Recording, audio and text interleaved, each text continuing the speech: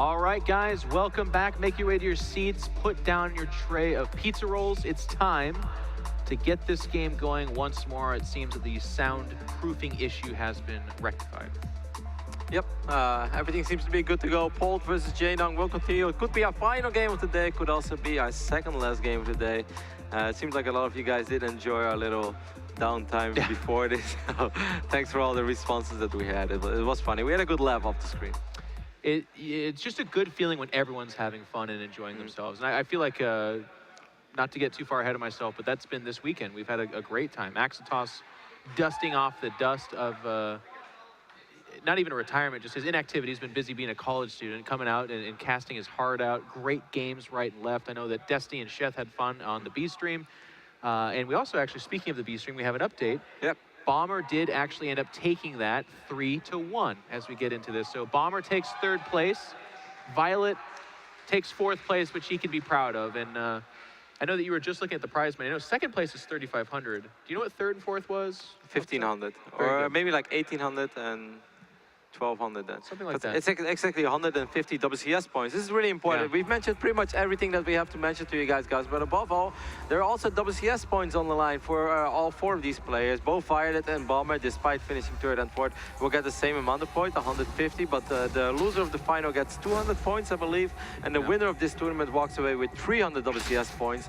And as we've seen last year, 300 WCS points can easily make the difference between going to BlizzCon or not going to BlizzCon, and going to BlizzCon alone already represents a lot of money. So with that out of the way, I guess we can truly focus on this TVZ right now. Yeah, one certainly does die, but we've seen this dance before. Before we break away entirely, I want to say, I think it was Nanyuan and Revival that were tied at the end of that, but it was like them and then 50 points that separated them or whatever, some small margin from the other spots as well. Oh, wow. Ooh. That is not something that we have seen in this day already. That's not something that's supposed to happen either. What? It's just funny, yeah. I mean, we haven't seen that, so the crowd kind of blew up about it. No, but the crowd is right. The crowd is picking up on the important things. Kevin.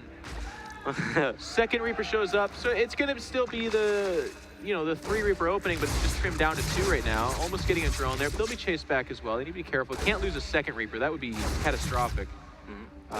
Speed is coming up on fishing. Yeah, I always get weirded out, but he knows it to the second. Do you see how weird that is? Like 2 seconds later, he's gone. He knows. I mean, but like if you play Protoss, don't you scout the gas and then count out when it takes I don't use numbers as a Protoss player. I try to aim for more laser beams than my opponent. If I can, I just have more laser beams. Okay. All right. Starport, 2nd barracks up there. He always likes to tuck it in towards the top. Polt, habitual man, if you will. It's interesting. Actually, in retrospect, what did cutting out that 2nd barracks do for him? It wasn't the faster 3rd CC like I was, again, kind of arrogantly assuming. What was it? What was the difference? In the last game? Yeah. It was that he had way more Hellions, though. Okay, you're right. He went up to like 10, I guess. He had way more Hellions than in the previous games. There's going to be a much quicker Roach farm for Jaedong this game as well. This is actually one of the more popular maps where we often see that 1-1 Roach timing. I'm not going to say that we will see it, but if Jaedong is going to do it once in this series, there's a very realistic possibility that it's going to be on this map.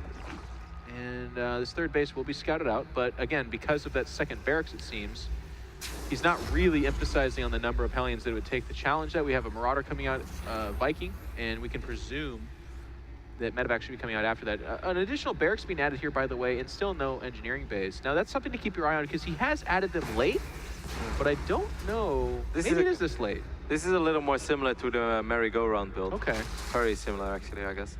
Roaches have been shown, and now we can see that these are defensive roaches. It's drones behind this. It's a lair. Evolution chambers just finished up, I believe. I love this scan from Polt. And with that scan, he does not see additional roaches. He does not see a quivering roach warren. So he probably has the intel to say, nope, this is not a really fast push. It's one that may develop as time goes on, but for right now, I'm okay. Interesting, though. This time we see +1 missile attacks being researched by Jaedong, while on all the other maps, it were always the melee upgrades. So this drop by Polt, once again, is going to be 2 medevacs produced of a starport without an add-on, a few Marauders and a few Marines. This can actually really slow whatever Jaedong wants to do down very badly. Like Jaedong wants to produce a ridiculous amount of roaches from this point on and just hammer down this build, or hammer down this wall. But if he's never able to leave his base because Polt starts dropping him, that can really slow down / completely neglect that this effect, push. Kevin, I really like this very subtle thing that we're looking at Jaedong's natural. It's just one Spore Crawler right now, but I like that he's immediately recognizing A, a weakness in his build, but B, map positioning. I mean, look, he has the back of his natural exposed to the Terran player. That's exactly where the medevacs are coming. That Spore Crawler is going to be enough to chop down one of those medevacs if it hangs around too long. It's a really nice move. But I think that as soon as Polt realizing what he's playing against, he's not even going to try to drop like here. He might fly to the main, but above all, he wants to keep these roaches at bay. The roach count is climbing. We have 9 roaches, 9 more on the way, so 18 roaches are out on the map. Polt actually is going to stim in, but he also still has these Hellions over here. Hellions from the high ground. They're going to hit from the high ground. The drop at the natural is unfortunately not doing as much damage. He's fighting against Zerglings. But the Hellions getting some pretty good work done there. To be honest though, Kevin, it's kind of interesting. If they would have gone to the low ground, these might all be dead, these drones. From the high ground, actually, I feel like Jaedong, it could have been worse, is the point I'm trying to make. Yeah, Jaedong didn't really have anything there. Like, if he leaves a couple of roaches behind, then like doing it from the high ground is better to just swing around, but it's something that Polt couldn't have possibly known. That roach count is still going up. Jaedong on 65 drones right now, but he's also producing crazy amount of roaches. And Polt is going to have to babysit these units, Jeff, because he doesn't really have a whole lot of units. I still think Polt is doing good though, because I feel that he knows what is going on. How many bunkers do we have? Just one. He needs to put these Marauders in. He needs to pull SCVs. It's interesting. He's not building bunkers. He's only building Marauders off of 1 barracks. He's actually adding another reactor. Oh, yeah. I don't know if he identified this somehow. It's really weird, but if he did, then his response is super strange. It should be fine now with these 2 One Widowmine actually gets picked off, but still there are quite a few Marauders. This is not fine, Kevin. Wow. Why is not fine at all. That's a lot of 1-1 roaches just pouring in right there. The Bioforce of Polt is dwindling. SCV's being pulled. Damage is guaranteed right now. Medevac's coming over, but here comes more Jaedong.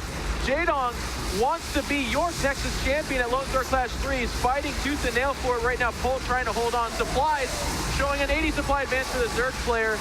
20 roaches in production behind this. Polt seems to be dislodged for now. The Widowmine on its cooldown, but it's about ready to fire another volley. But I think the amount of SCVs that have died is just critical. Yeah, so many SCVs gone down, and still so many roaches are in the natural as well. I'm so surprised that he didn't even try to repair that bunker. He saw all these roaches and he just let the bunker die. And the big story here is that, yes, the Bioforce at the top of the ramp seems to be enough. Well, enough with an asterisk. Enough to maybe survive right now. But behind that, all the SCVs are dying. He did not evacuate any. He comes down the ramp. There's more Zerg here. Jaedong is pushing to the top here. Widowmine's not enough. He's knocking on the door. The depot gets knocked down as well. Just one Marauder. Jaedong pushes into the production line. Polt is on his last legs. Jaedong might have just done it. It seems like Jaedong just has a few too many roaches. He has been phenomenal throughout the entire weekend. Polt throws down an armory. Now that's like the last thing that someone would ever throw down. What is he doing? There are like 10 roaches in your base. It seems like Polt will clean this up. No, that's remarkable. That's really impressive, but you know, I hate to say it, but at what cost? At what cost? The master question for the century. The Natural's getting picked up. It's set to flame. Polt, as you said, does clean up inside the main. There's a couple of Widowmines coming back down on the cooldown. Jaedong has a really robust economy behind this, but he is planning for plan B. His Spire is put down as well as the Bailey Nest. Widowmine hits a nice shot there, gets some of the medevacs. I gotta be honest though, this is one of those things where like there's nowhere else to go. Polt doesn't want to just GG, but he's super dead. He's very dead. He's still losing SCVs, only 11 SCVs remaining, but he will stabilize. The armory did complete though, which now gives him access to 2-2. To 2-2. All right, there goes the Musan. All right, so we have 67 drones against 6 SCVs. Oh, Jesus. But we do have triple orbital. So that means the Terran is basically ahead. Yeah, exactly. Just kidding. Yeah. Orbitals are good, but not that good. I hate Rotterdam. A lot of Zerglings kind of pooling up outside. The upgrades have shifted to melee. You'll see that it's 2 carapace, but just 1 melee. 9 Mutas coming out. Now, usually, Mutila switches from here are actually quite weak. They're behind in upgrades. Their number's not super high. But where I don't know that matters is that Polt's super weak across the board. I mean, I know he finished an armory, but outside of that, like, he doesn't have much else. You really like this armory. I love it. It was a brilliant choice. Here, these units will get surrounded. Can Polt even pick them up? Medevac being sniped as well. Widowmine's not getting the shots off. Polt is looking for either, and down 100 supply. Jaedong is coming close to the inevitable GG. Picks off the natural Polt. is coming to terms with the eventuality. GG is called, and Jaedong is your Lone Star Clash 3 champion.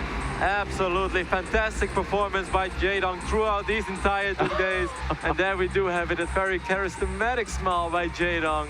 He's pleased with that performance, and he should be. That was a really cool finals. And that is, you know, this is a big deal. These are really great opponents, and that's one more monkey off his back. I mean, you know, people will be very quick to be like, oh, that's not a Super Premier tournament. That was not a WCS Grand Final. That was not a DreamHack or an ESL event. But at Lone Star, we had 16 phenomenal players. Not a weak link in that chain. Chain. And he overcame the odds, and he wins in the finals. Something that he's faltered on in the past. He's gotten to these finals, but he's hit that brick wall. This guy, Polt, 4-0'd him a year ago in quick fashion. And here we are, Jaedong almost 4-0'd him. Polt makes a battle of it, but in the end, Jaedong does get that big victory for himself. Yeah, Jaedong had to wait quite a while for, or to be able to get his revenge on Polt, but eventually he did do it, and he is going to walk away with $7,500. So that's actually a really good prize pool as well. Yeah. It's not like, you know, he attended this local tournament in the US and he won it. $7,500, then you know that people gave it all they got. And we had some of the, you know, the most accomplished StarCraft 2 players here. We had Polt, we had Bomber, but of course, we had Jaedong as well. So Anna, take it away. Here's your winner.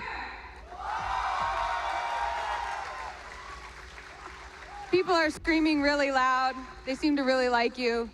I know they're all gonna want your attention, so I just happened to have my Blizzard Jaedong lucky trading card. So before they all get to you, can I have your autograph?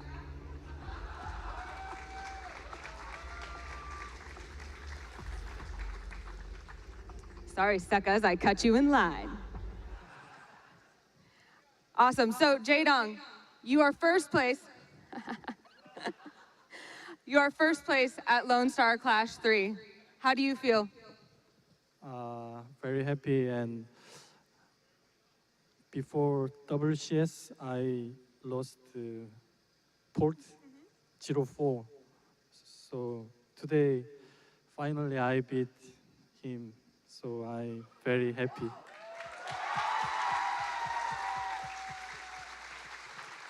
They are very happy too. Do you want to say anything to them?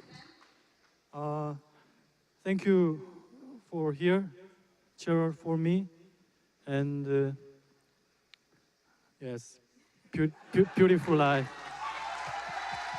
Well, it is my pleasure to present to you the Lone Star Clash trophy, the Lone Ranger of Lone Star Clash 3, E.G. Jaedong.